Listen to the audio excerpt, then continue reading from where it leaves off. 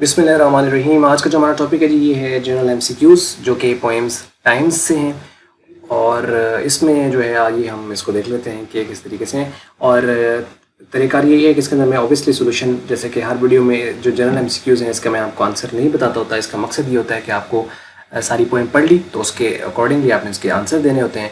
तो सिमिलर आप इसको नंबरिंग दे सकते हैं, यानी 1 2 3 4 5 6 7 इस तरह करके, और आगे फिर आप इसको ABCD जो भी इसका आंसर है यानी पहले का, तो आप पूरा लिख के कमेंट्स में शेयर कर सकते हैं। तो पहला जैसे कि लिखा हुआ है कि there is time to born and a time to. अब ये असल में एक पूरी वर्स ली गई है उस पोएम से।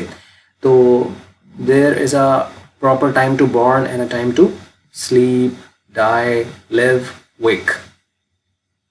तो जो सही ऑप्शन है इसके अकॉर्डिंगली आप इसको शेयर कर लें, सारा इसको आप पॉज कर लें या जो भी जिस तरीके से भी आपको करना है, और फिर कमेंट्स में आप हमें बता सकते हैं इसका। बस ये थी एक छोटी सी वीडियो, और अगर अच्छी लगी तो उसको आप लाइक कर लें, अच्छी नहीं लगी तो आप इसको कर लें डिसलाइक। और वीडियो देखने का आपका बहुत बहुत शुक्रिया।